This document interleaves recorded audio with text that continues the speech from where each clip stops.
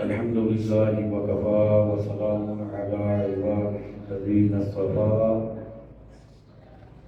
أما بعد فأعوذ بالله من الشيطان الرجيم بسم الله الرحمن الرحيم وقال طائفة من أهل الكتاب آمنوا بالذي أنزل على الذين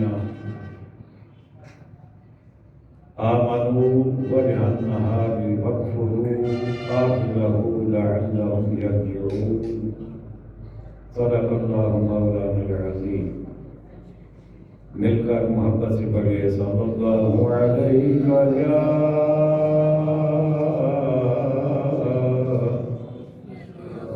رسول اللہ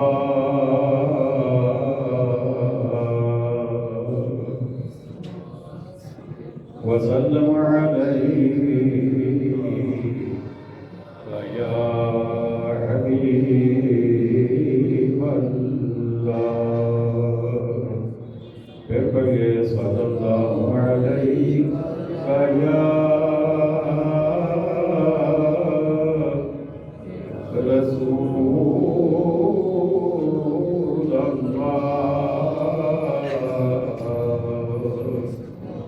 وسلم علیک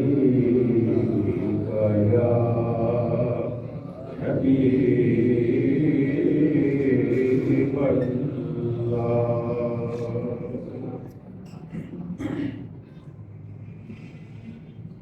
واجب ذات عظیم، سامعین محترم، حاضرین مکرم، عشاقان مصطفیٰ کریم علیہ السلام، جان نثاران صحابہ کرام، محبان اہل بیت العظام اور عقیدت مندان اولیاء کرام، اللہ تعالیٰ کے فضل و احسان سے اور اس کے لطف و عنایت سے سورہ آل عمران آیت نمبر 72 سے تفسیر قرآن کا آج آغاز ہو رہا ہے. دعا کو رہے ہیں خالق کائنات ہمیں حق بات کہنے کی، سننے کی، سمجھنے کی، عمل کرنے کی اور آگے پہنچانے کی توفیق عطا فرمائے.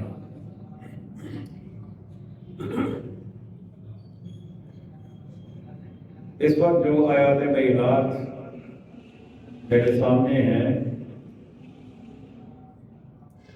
ان میں یہودیوں کے ایک طرز عمل کا ذکر خالق کائنات نے فرمایا، اور یہ بات یقیناً آپ جانتے ہیں کہ یہودی ہمیشہ سے اسلام کے مخالف رہے ہیں. قرآن مجید نے بڑے واضح الفاظ میں اپنے محبوب کے غلاموں کو خالق کائنات نے اپنی لاغیب کتاب کے ذریعے بار بار یہ بتایا کہ یہودی تمہارے دوست نہیں ہو سکتے، وہ تمہارے ہمدرد نہیں ہو سکتے. اور یہودی ہر روز کوئی نہ کوئی نئی سازش تیار کرتے تھے اسلام کو کمزور کرنے کے لیے، مسلمانوں کو شکوک و شبہات اور وسوسوں میں ڈالنے کے لیے. اور یہودیوں کا یہ طریقہ اور ان کی یہ واردات ابھی تک جاری ہے اور یہ قیامت تک جاری رہے گی. یہاں پر ان کی ایک سازش کا آپ نے ذکر فرمایا کہ انہوں نے آپس میں 12 بندوں نے مل کر ایک میٹنگ کی، یہودیوں نے ان کے جو بڑے تھے، انہوں نے جب دیکھا کہ اسلام دن بدن پھیلتا جا رہا ہے، مسلمانوں کی تعداد بڑھتی جا رہی ہے، تو انہوں نے یہ فیصلہ کیا، اپنے قریبی لوگوں کو بلا کر انہیں کہا کہ تم ایسا کیا کرو کہ تم صبح کے وقت مسلمانوں کے نبی کے پاس چلے جایا کرو، کچھ بندے جا کر ان کے ہاتھ پر اسلام قبول کیا کرو، کلمہ پڑھا کرو، دن بھر ان کے ساتھ رہو، اور شام کو تم کہو کہ ہم نے تو غلط فیصلہ کر دیا، ہم نے جو کچھ کتابوں میں پڑھا تھا اس نبی کے بارے میں یہ تو وہ ہے ہی نہیں، اس لیے ہم اسلام کو چھوڑ رہے ہیں۔ صبح کو اسلام قبول کرو، شام کو انکار کر دو، اور اس طرح مسلمان بھی شک میں پڑ جائیں گے کہ کہیں ہم بھی غلط تو نہیں۔ لیکن رب نے ان کی اس سازش کا پردہ پہلے ہی چاک کر دیا اور فرمایا وقال طائفۃ من اہل الکتاب، اور کتابیوں کا ایک گروہ بولا آمنوا بالذی انزل علی الذین آمنوا وجہ النہار، وہ جو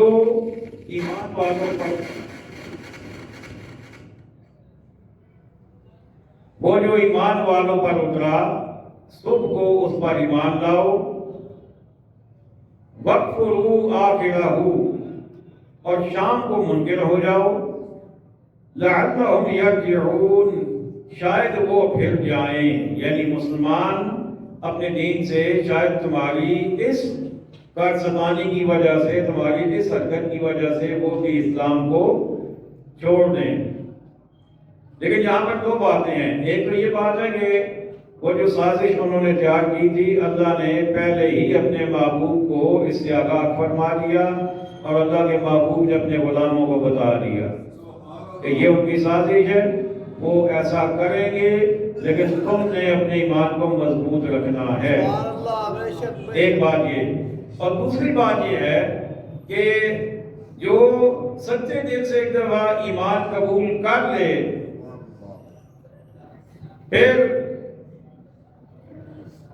شاید ہی کوئی بد نصیب ایسا ہو کہ جو اس محبوب کو چھوڑ کر کہیں اور جائے۔ بے شک سبحان اللہ، اکا دکا مثالیں ہیں، لیکن ان کی اپنی بد نصیبی، ورنہ جنہوں نے ایک دفعہ اس محبوب کے مکھڑے کو دیکھ لیا پھر وہ اور کہیں نہیں گئے۔ بے شک سبحان اللہ۔ اور رب اپنے محبوب کے غلاموں سے کہہ رہا ہے وَلَا تُؤْمِنُوا إِلَّا لِمَنْ تَبِعَ دِينَكُمْ، اور یقین نہ لاؤ مگر اس کا جو تمہارے دین کا پیرو ہے، بلکہ یہ بھی انہی کا مقولہ ہے کہ تم ان لوگوں کے پاس جاؤ، ایمان قبول کرو، شام کو ایمان سے پھر جاؤ، اور حقیقت میں تم نے اپنے ہی جو تمہارا عقیدہ ہے اسی پہ رہنا ہے۔ لیکن رب نے فرمایا قُلْ إِنَّ الْهُدَىٰ هُدَى اللَّهِ، تم فرما دو کہ اللہ ہی کی ہدایت ہے، بے شک سبحان اللہ، بے شک کہ اصل ہدایت تمہیں وہی ہدایت ملے گی جو رب کی طرف سے آئی ہے، بے شک سبحان اللہ، باقی جو کچھ کوئی کہتا رہے وہ ہدایت نہیں ہے، وہ گمراہی ہے۔ أَن يُؤْتَىٰ أَحَدٌ مِثْلَ مَا أُوتِیتُمْ، یقین کاہے کا نہ لاؤ اس کا کہ کسی کو ملے جیسا تمہیں ملا، أَوْ يُحَاجُّوكُمْ عِندَ رَبِّكُمْ، یا کوئی تم پر حجت لا سکے تمہارے رب کے پاس۔ قل، اے محبوب تم فرما دو ان الفضل بید اللہ، کہ فضل تو اللہ ہی کے ہاتھ ہے. بے شک سبحان اللہ بے شک. یعنی مہربانی، کرم، فضل، عنایت، لطف، یہ ساری چیزیں اللہ ہی کے پاس ہیں. باقی کوئی تمہیں ان میں سے کچھ بھی دے نہیں سکتا. بے شک سبحان اللہ بے شک. اب یہ جو 4 لفظ ہیں، انا الفضل بید اللہ، یہ 4 لفظ، میں کہتا ہوں اگر صرف ان پر ہم یقین کر لیں ایمان کی روشنی میں، اور پکا یقین کر لیں، اور ان پر ہم عمل بھی شروع کر دیں، تو ہمارے سارے مسئلے حل ہو جائیں. بے شک سبحان اللہ بے شک. سارے مسئلے حل ہو جائیں. ہماری غربت دور ہو جائے، ہماری غلامی انگریزوں کی ہم اس سے بھی آزاد ہو جائے. بے شک سبحان اللہ. کیسے؟ کہ جب رب یہ فرما رہا ہے کہ فضل تو ہے ہی اللہ کے پاس، بے شک سبحان اللہ بے شک. اور کائنات میں جو کچھ بھی کسی کو اچھا نصیب ہوگا وہ اللہ کے فضل سے ہی ہوگا. بے شک سبحان اللہ بے شک. نہ امریکہ دے سکتا ہے، نہ یہودی دے سکتے ہیں، نہ کوئی اور دے سکتا ہے. فضل ہے ہی اللہ کے پاس، دینا ہی اسی نے ہے. اور جب اسی نے دینا ہے تو پھر اسی سے کیوں نہ مانگا جائے، پھر اسی کے در پہ سجدے کیوں نہ کیے جائے، پھر اپنی ہر پالیسی میں اللہ کی رضا کو کیوں سامنے نہ رکھا جائے، اس کے دین کو کیوں سامنے نہ رکھا جائے. اور جب اللہ کے دین کو سامنے رکھا جائے گا، اللہ کے دین کو مانا جائے گا، ہر اپنا فیصلہ چاہے انفرادی ہو چاہے اجتماعی ہو، کسی بھی فلور پہ ہو، وہ فیصلہ جب ہم اللہ کے حکم کے مطابق کریں گے تو اللہ کا فضل مل جائے گا، اور اللہ کا فضل ملے گا تو کوئی مسئلہ نہیں رہے گا. اللہ اکبر. لیکن اللہ نے آگے ایک اور بات بھی فرما دی نا، فرمایا یؤتیہ من یشاء، جسے چاہتا ہے دیتا ہے. ہر کسی کو دیتا نہیں ہے، اور وہ کسے دینا چاہے گا اسے ہی دینا چاہے گا جو اس کے محبوب کو چاہے گا، جو اس کے دین کو چاہے گا، جو اس کے قرآن کو چاہے گا، جو قرآن کے پیچھے چلے گا، جو رسول خیر الانام کے پیچھے چلے گا، جو اس کے دین کے تابع ہوگا. رب اپنا فضل اسے ہی دے گا. صرف کلمہ پڑھنے سے تو بات نہیں بنتی. علامہ اقبال نے بھی کہا تھا، خود نے زبان سے کہہ بھی دیا لا الہ تو کیا حاصل، خود نے کہہ بھی دیا زبان سے لا الہ تو کیا حاصل، دل و نگاہ مسلمان نہیں تو کچھ بھی نہیں. تو صرف لا الہ پڑھنے سے بات نہیں بنتی، رب کے قرآن کے مطابق زندگی کو ڈھالنا پڑے گا. بے شک سبحان اللہ بے شک. ہمیں اپنے قوانین قرآن کے مطابق بنانا پڑیں گے. کیا فرمایا؟ یؤتیہ من یشاء، جسے چاہے دے. واللہ واسع علیم، اور اللہ وسعت والا، علم والا ہے. یختص برحمتہ من یشاء، اپنی رحمت سے خاص کرتا ہے جسے چاہے. پہلے فضل کی بات ہے، رحمت کی بات ہے کہ اللہ فضل بھی اسے ہی دیتا ہے جسے چاہتا ہے، اور رحمت بھی اسے ہی دیتا ہے جسے چاہتا ہے. واللہ ذو الفضل العظیم، اور اللہ بڑے فضل والا ہے. اس کے فضل میں کمی نہیں ہے، اس کے فضل کے خزانے بھرے ہوئے ہیں. اس کا ہر جو خزانہ ہے وہ بھرا ہوا ہے، لیکن وہ دیتا اسے ہی ہے جسے وہ خود پسند فرماتا ہے. بے شک سبحان اللہ بے شک. ومن اہل الکتاب، اور کتابیوں میں سے کوئی وہ ہے، من ہو بقنطاری یؤدیہ الیک، کہ اگر تو اس کے پاس ڈھیر امانت رکھے تو وہ تجھے ادا کر دے. وَمِنْهُمْ من ان تأمنه بدینار لا یؤدیہ الیک الا ما دمت علیہ قائما. اور ان میں سے کوئی وہ ہے کہ اگر ایک اشرفی اس کے پاس امانت رکھے تو وہ تجھے پھیر کر نہ دے گا مگر جب تک تو اس کے سر پر کھڑا رہے. اب یہ جو آیت کریمہ ہے یہ حضرت عبداللہ بن سلام رضی اللہ تعالی عنہ آپ کے بارے میں نازل ہوئی، اور اس کے علاوہ ایک اور یہودی کے بارے میں فنحاس بن عزورہ، ان دونوں کے بارے میں ان کا رویہ بتایا گیا کہ ہیں ابھی تک دونوں یہودی، ابھی تک اسلام دونوں نے قبول نہیں کیا، لیکن پھر بھی یہودیت کے دین میں ہوتے ہوئے بھی ایک کا طرز عمل یہ ہے کہ اگر ڈھیروں چیز بھی آپ اس کے پاس امانت کے طور پہ رکھیں تو وہ آپ کو واپس کر دے گا پوری کی پوری. اور ایک ایسا ہے کہ ڈھیر تو بہت بڑی بات ہے، ایک اشرفی بھی اگر آپ اسے امانت کے طور پہ دیں تو وہ واپس نہیں کرے گا، سوائے اس کے کہ آپ ہر وقت اسے یاد دلاتے رہیں، اس کے سر پہ کھڑے رہیں. اب اس میں ایک عبداللہ بن سلام ہے جو بعد میں ایمان لے آئے تھے، ایک وہ ہے ان کے پاس ایک آدمی نے سونا رکھا تھا، اور سونا بھی کتنا 1200 اوقیہ، جو 2 من 12 کلو بنتا ہے آج کے حساب سے. کتنا؟ 2 من 12 کلو سونا ان کے پاس رکھا.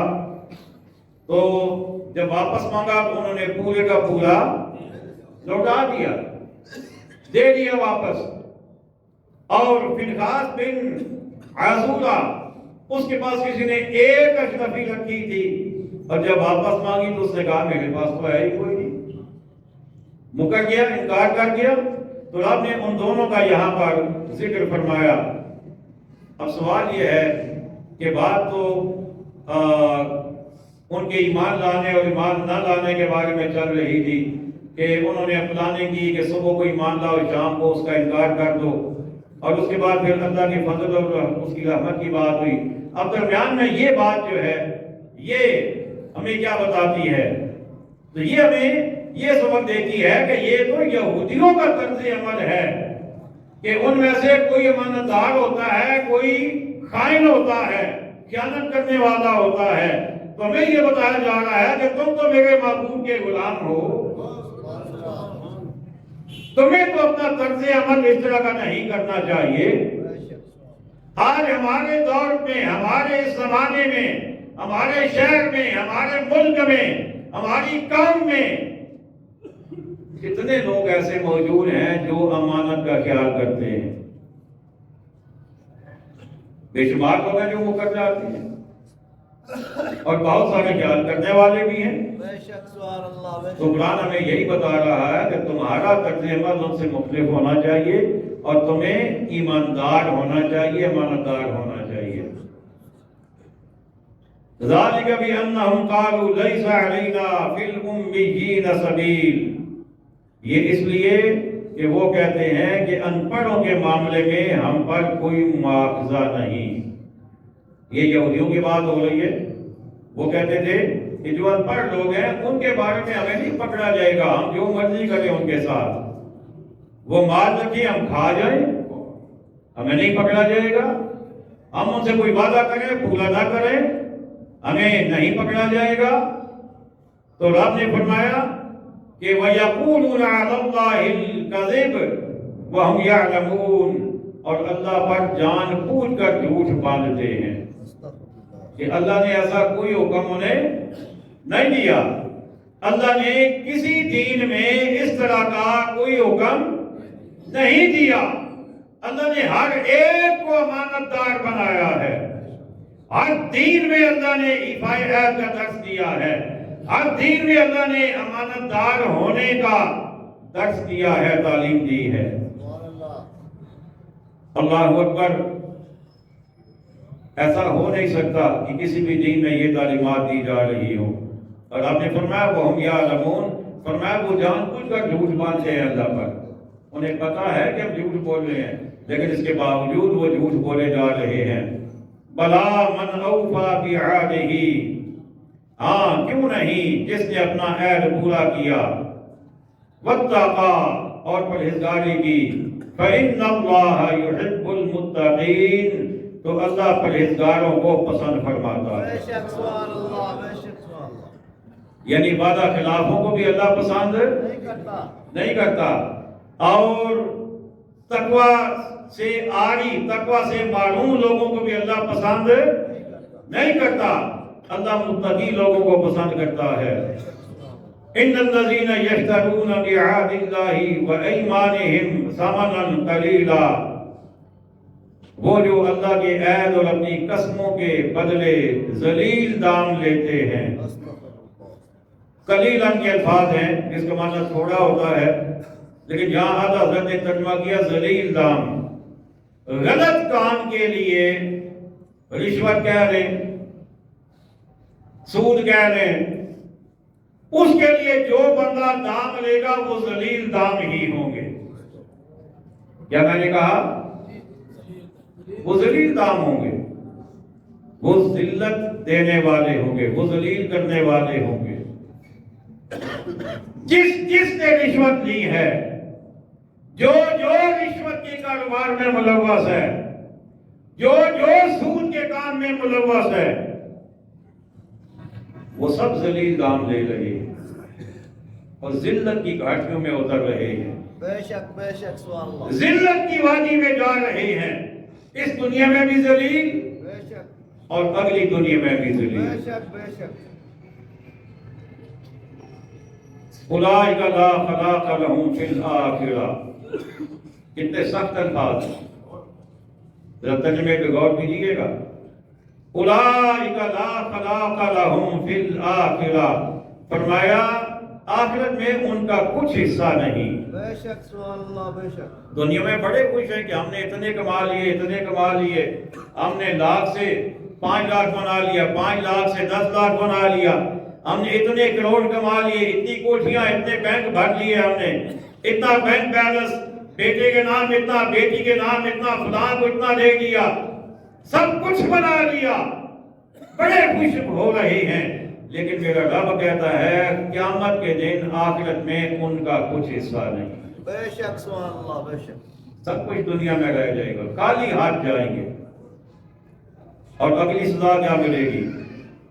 وَلَا يُكَلِّمُهُمُ اللَّهُ، اور اللہ نہ ان سے بات کرے، وَلَا يَنظُرُ إِلَيْهِمْ يَوْمَ الْقِيَامَةِ، اور نہ ان کی طرف نظر فرمائے قیامت کے دن۔ یعنی قیامت کے دن اللہ ان سے بات بھی نہیں کرے گا اور ان کی طرف نظر بھی نہیں اٹھائے گا، بے شک سبحان اللہ، کرم کی نظر، رحمت کی نظر نہیں اٹھائے گا۔ وَلَا يُزَكِّيهِمْ، اور نہ انہیں پاک کرے۔ یہ 3 سزائیں ہیں جو رب نے بیان کی ہیں، اور فرمایا وَلَهُمْ عَذَابٌ عَلِيمٌ، اور ان کے لیے دردناک عذاب ہے۔ مفتی احمد یار خان صاحب نعیمی رحمت اللہ تعالی علیہ آپ فرماتے ہیں یہ تینوں سزائیں جو ہیں یہ رب نے کفار کے لیے بیان فرمائی ہیں۔ قیامت کے دن بندہ مومن بے شک جتنا بھی گناہگار ہو وہ اپنے سزا بھگتنے کے بعد بالآخر اللہ اس سے راضی ہو جائے گا، بے شک سبحان اللہ، بے شک، اللہ اس سے راضی ہو جائے گا اور اسے جنت کا داخلہ بھی مل جائے گا، پھر اللہ اسے کلام بھی کرے گا، اللہ نظر رحمت بھی اس پر اٹھائے گا اور دردناک عذاب سے بھی وہ محفوظ ہو جائے گا۔ لیکن جو کافر رہا دنیا میں اور کافر ہی دنیا سے چلا گیا اسے یہ سزائیں دائمی ہوں گی۔ وَإِنَّ مِنْهُمْ لَفَرِيقًا يَلْوُونَ أَلْسِنَتَهُمْ بِالْكِتَابِ لِتَحْسَبُوهُ مِنَ الْكِتَابِ وَمَا هُوَ مِنَ الْكِتَابِ، اور ان میں سے کچھ وہ ہیں جو زبان پھیر کر کتاب میں ملاوٹ کرتے ہیں۔ زبان پھیرنا کا مطلب یہ ہے کہ لفظ اور ہوتا ہے، ادا اور طریقے سے کر دیتے ہیں تاکہ اگلے بندے کو سمجھ نہ آئے کہ اس نے کہا کیا ہے۔ لِتَحْسَبُوهُ مِنَ الْكِتَابِ، تاکہ تم سمجھو کہ یہ بھی کتاب میں ہے۔ لیکن آپ نے فرمایا وما ہوا من الکتاب، اور وہ کتاب میں نہیں ہے۔ وہ لفظ انہوں نے نیا گھڑا ہوتا ہے، وہ کتاب میں نہیں ہے۔ وَيَقُولُونَ هُوَ مِنْ عِنْدِ اللَّهِ، اور کہتے ہیں یہ اللہ کے پاس سے ہے۔ اور اللہ کیا فرما رہا ہے؟ وَمَا هُوَ مِنْ عِنْدِ اللَّهِ، اور وہ اللہ کے پاس سے نہیں ہے۔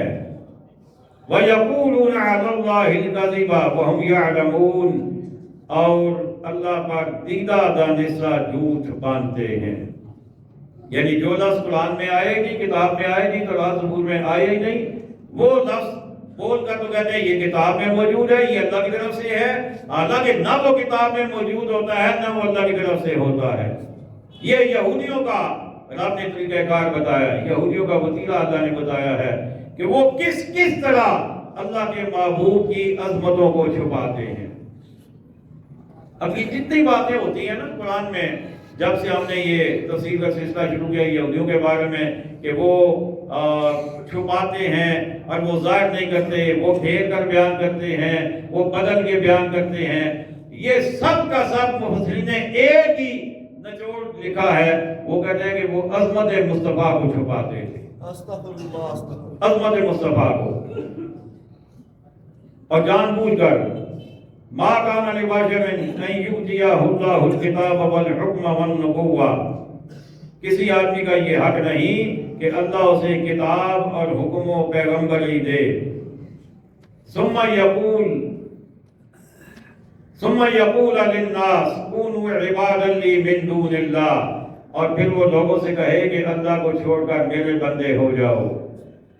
اب رب اس میں یہ بیان فرما رہا ہے کہ یہودی یہ کہتے ہیں کہ عیسیٰ علیہ السلام نے ہمیں کہا تھا کہ میں اللہ کا بیٹا ہوں، تو رب فرما رہا ہے کہ میں نے تو ایسا کوئی حکم نہیں کیا، اور نہ عیسیٰ علیہ السلام نے ایسا کہا ہے۔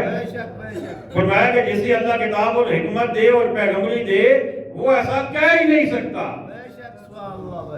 وہ ایسا نہیں کہہ سکتا۔ یہ اگر کہہ رہے ہیں تو یہ اپنی طرف سے کہہ رہے ہیں، یہ جھوٹ باندھ رہے ہیں۔ اور نبی کریم علیہ السلام کے بارے میں بھی وہ جھوٹ باندھتے تھے، تو رب نے فرمایا کہ نبی ایسا کر ہی نہیں سکتا کہ وہ کسی سے ایسی بات کرے۔ اور پھر فرمایا کہ عیسیٰ علیہ السلام کے بارے میں کہتے تھے کہ انہوں نے ہمیں کہا کہ تم ہماری عبادت کرو، میری عبادت کرو۔ عیسیٰ علیہ السلام نے کہا، رب نے فرمایا کہ نبی ایسا نہیں کہہ سکتے، ہو ہی نہیں سکتا۔ اور پھر فرمایا وَلَٰكِنْ كُونُوا رَبَّانِيِّينَ، ہاں یہ کہے گا کہ اللہ والے ہو جاؤ۔ نبی جو بھی ہوگا وہ اپنی امت کو یہی کہے گا کہ اللہ والے ہو جاؤ، وہ اللہ سے ملائے گا، وہ اللہ کے قریب کرے گا، وہ اللہ کا فرما بردار اور تابعدار کرے گا، وہ اللہ کا عبادت گزار بنائے گا۔ وَلَٰكِنْ كُونُوا رَبَّانِيِّينَ بِمَا كُنْتُمْ تُعَلِّمُونَ الْكِتَابَ وَبِمَا كُنْتُمْ تَدْرُسُونَ، ہاں یہ کہے گا اللہ والے ہو جاؤ اس سبب سے کہ تم کتاب سکھاتے ہو اور اس سے کہ تم درس کرتے ہو، یعنی لوگوں کو تعلیم دیتے ہو۔ وَلَا يَأْمُرُكُمْ أَن تَتَّخِذُوا الْمَلَائِكَةَ وَالنَّبِيِّينَ أَرْبَابًا، اور نہ تمہیں یہ حکم دے گا کہ فرشتوں اور پیغمبروں کو خدا ٹھہرا لو۔